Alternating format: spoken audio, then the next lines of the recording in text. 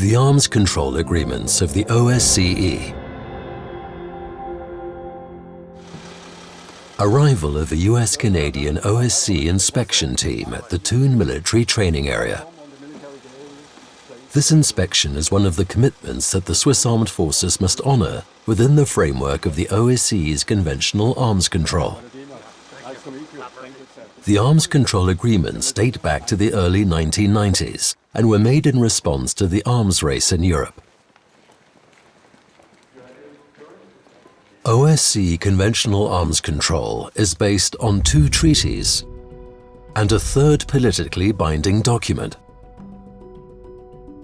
The Conventional Armed Forces in Europe Treaty between the NATO and Warsaw Pact states aimed to significantly reduce the number of major weapon systems of the signatory states from the Atlantic to the Ural Mountains. To this end, it sets binding ceilings for individual major weapon systems and regions. The Treaty on Open Skies allows the participating states to conduct joint observation flights over each other's territories along predefined routes and to create operational pictures. This promotes mutual transparency and confidence building. The politically binding Vienna Document on Confidence and Security Building Measures has the following main objectives: promoting mutual transparency by disclosing existing major weapon and equipment systems of land and air forces. Building confidence by allowing on-site evaluations of the information provided. Headquartered in Vienna, the OSCE currently has 57 participating states, including Switzerland, and 11 partners for cooperation. This makes it the world's largest regional security organization. In the military area, the OSCE strives to promote openness, transparency, and cooperation among participating states. The confidence and security building measures contained in the Vienna Document contribute to this. Let's take a closer look at the measures. Exchange of information.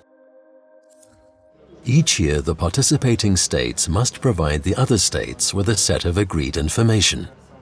This includes information on structure, training, and equipment of its armed forces, as well as defense policy, doctrine, and budget-related information. In addition, where applicable, information on troops and systems deployed outside of its territory.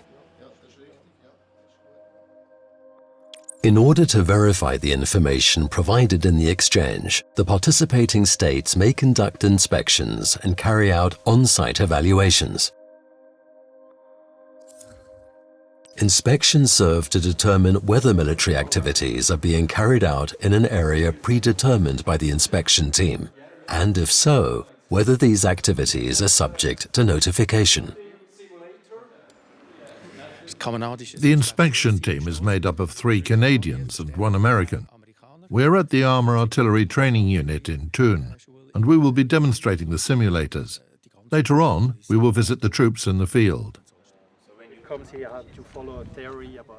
The inspection team is welcomed by a national escort team.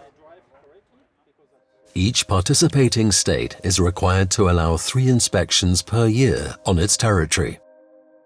Inspections are announced at least 36 hours and at most 5 days before the arrival of the inspection team, and can last up to 48 hours. In the case of an evaluation, instead of a specific area, a unit is looked at more closely, and the information provided in the exchange is verified. In addition, information is collected on infrastructure, maintenance, and training. Evaluation teams comprise 3 people, possibly from different nations. Switzerland is a special case, as only standing units are supposed to be evaluated. Our only standing unit is the military police, as 15% of this unit are active at all times. Participating states are required to allow 1 evaluation of 1 unit per year for every 60 units. For most participating states, this means one evaluation per year. France and Russia are exceptions. Because of the way they are organized, they must allow up to 3 evaluations per year. Evaluations are announced at least 5 and at most 7 days before the arrival of the evaluation team, and can last up to 12 hours.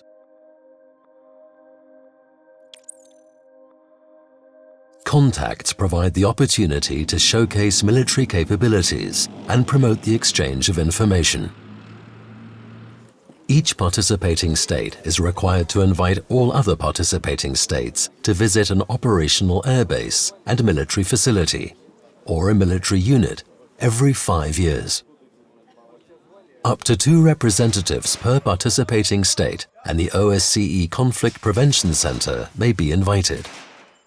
The host state sets the program.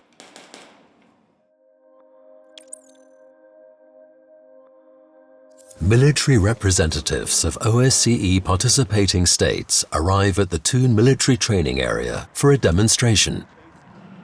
They've come to see the capabilities of the new armored vehicle launched bridge of the Swiss Armed Forces.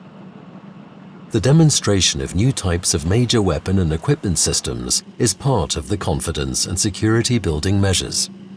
The first state to deploy its military forces with a new major weapon or equipment system is required to demonstrate the system within a year. Following the demonstration, guests are permitted to view the equipment up close and talk to the soldiers directly. Observing certain military activities. When carrying out military exercises of a certain scale, participating states are required to notify the other states in advance and, under certain circumstances, must invite them to observe the exercise.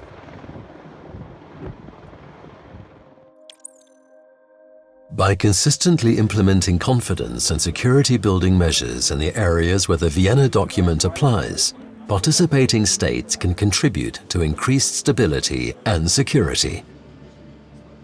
However, they cannot prevent a war.